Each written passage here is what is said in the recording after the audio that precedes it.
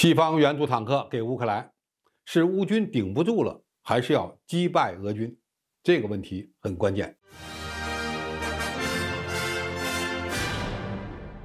观众朋友，大家好，我是付建超。最近，在美国、英国、德国、波兰等国相继宣布向乌克兰提供300多辆主战坦克之后，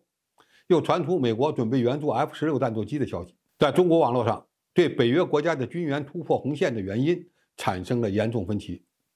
一种观点认为，西方之所以紧急同意向乌克兰援助主战坦克，最重要的原因是乌克兰军队已经顶不住了。第二种观点认为，西方开始向乌克兰提供坦克，主要是想促成乌军发起更大规模的反攻，通过击败俄罗斯军队来结束战争。那么，我们该如何理性地看待这两种观点呢？首先，西方向乌克兰援助坦克是因为乌军已经顶不住的说法，有一定的道理。但目前的理由呢还不够充分。其一，乌军最近在巴赫穆特、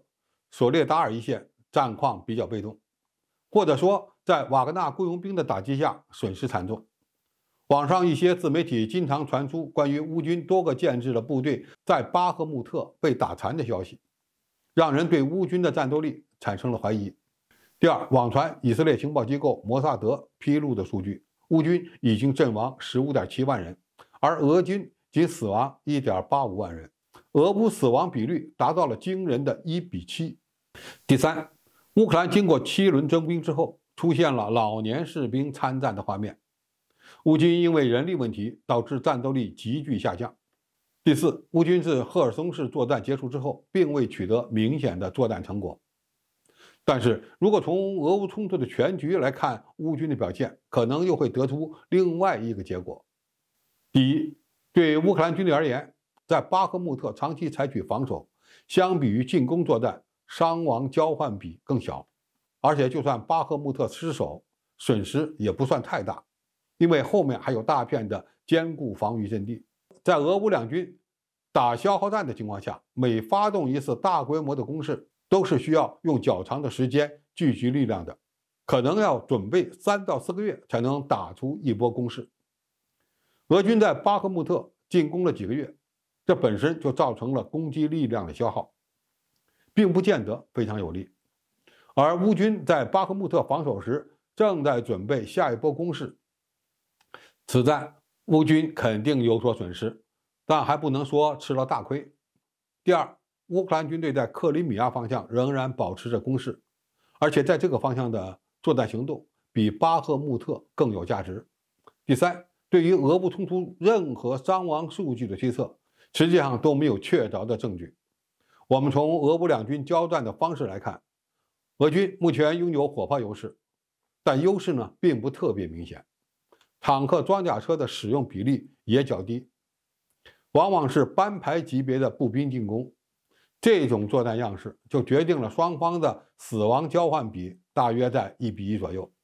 或者说俄乌两军在作战样式上都没有优势，战场平衡并没有被打破。第四，瓦格纳雇佣兵虽然打得不错，但是要注意，这不是俄罗斯的正规军，以挣钱为目的的雇佣军不大可能以较少的兵力全面击败乌克兰军队。而俄罗斯的正规军当前正在进行改革，包括扩编到150万人，推动旅改师等等。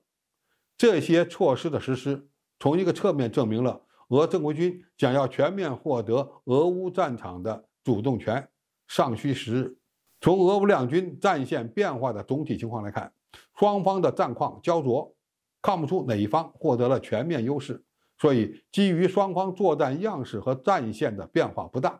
俄乌两军的作战能力仍大致处于平衡状态。俄军有一定的优势，但还不能说乌军快要顶不住了。那么西方扩大对乌克兰的军援的目的可能就是第二种了。美国和欧盟认为现有的军事援助力度无法帮助乌克兰打赢并结束战争，因此其战略目标已经从帮助乌军抵御俄军的进攻改为帮助乌军击败俄军。如此一来，除了提供核武器以外，对乌军军援的红线基本上就不存在了。北约可能会限制乌军使用西方的武器攻击俄罗斯本土，但是会帮助乌军建立起反攻的能力，包括夺回克里米亚在内的领土。另外，在突破红线的问题上，西方对俄罗斯观察了几个月以后，认为普京不敢使用核武器。俄罗斯针对西方的警告正在被看成是纸老虎，所以那些在军援乌克兰问题上犹豫的欧洲国家正在被英美放在火上烤。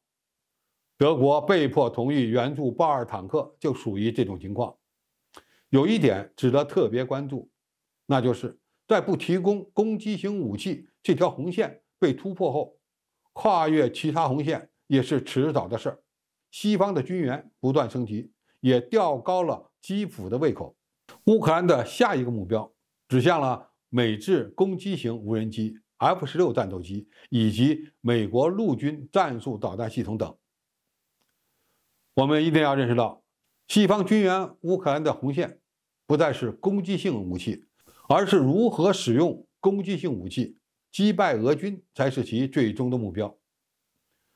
梅德韦杰夫已经警告说，核大国在常规战争中输掉，可能会导致核战争的爆发。对此，西方国家的脑子也该清醒了。好，今天的评述就到这里，谢谢大家收看，我们下期再见。